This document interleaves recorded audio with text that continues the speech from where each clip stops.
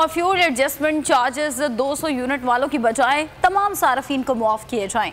Lahore high court Rawalpindi bench ने बिजली सार्फिन के हक में बड़ा फैसला सुना दिया। फैसला रावलपिंडी के जस्टिस जवाद हसन ने सुनाया।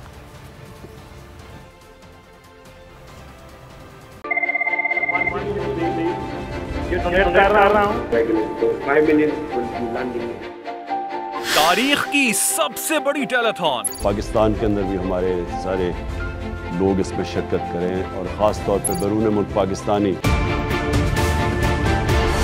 सबसे बड़ी लाइव कवरेज, हर खबर बोलने दी नाजरीन को सबसे पहले,